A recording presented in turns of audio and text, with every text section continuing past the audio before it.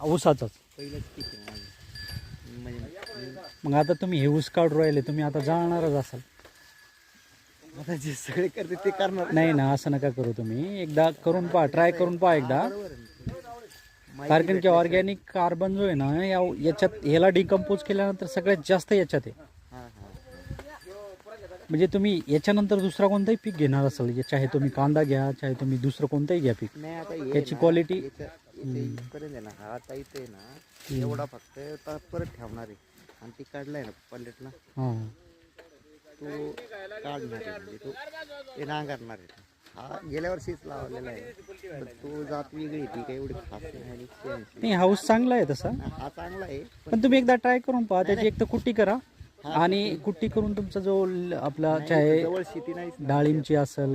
आमची संत्र्याची आहे पण इथं नाही ना, अच्छा, दुसरीकडे आहे का? खडकीला आहे ती. आणि याला तुम्हाला वाटत असेल की बॉ डिकम्पोज होणार नाही, ते सडणार नाही, नाही होतं ना तर त्याच्यात सिंगल सुपर फॉस्फेट ट्राय करा एकदा, त्याच्यावर मारा. आणि ते खाली जर ओलावा राहते ना, त्याच्यात ते ऑटोमॅटिक सडून जाते पुरा ते आपल्या सरीमध्ये. कोणतं म्हणलं सिंगल सुपर फॉस्फेट तुम्ही?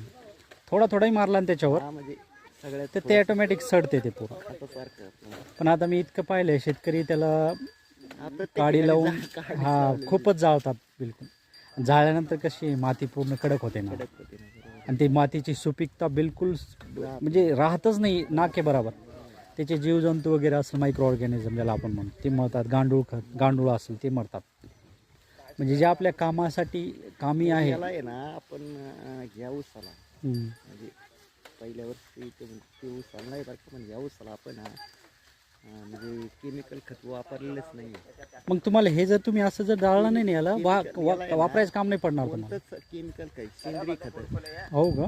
हा सगळे सेंद्रिय ते तिकडे रावरून आणले होते. अच्छा. सगळे म्हणजे नाही, पण म्हणजे आतापर्यंत याला ना युरिया सुद्धा मारलेला नाही. नाही, पण ऊसाची क्वालिटी चांगली दिसते तुमची. त्याची क्वालिटी आता तुम्ही हे ज्या टायमाला तुम्ही याच्यात हे करसाल ना डिकम्पोज, जास्त खताचा वापर करायचं काम नाही पडत.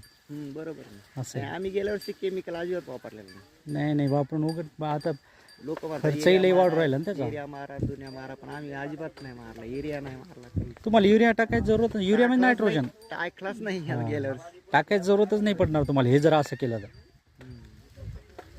आणि दुसरं म्हणजे माती परीक्षण वगैरे आतापर्यंत केलंच नाही कधी. नाही घेतल्यापासून केलंच नाही. आणि आता हे कसं आहे, आपल्याला मातीमध्ये समजायला बिल पाहिजे काय टाकायचं काय नाही टाकायचं. जे आपल्याला भेटते तिथून आपण त्याच्यानुसार टाकून देतो. पण एकदा तुम्ही माती परीक्षण बी करून पहा, म्हणजे आपला खर्च, बाहेरचा खर्च आपला वाचल. आणि एवढं गेलं का मग एकदा परीक्षणच करून घे.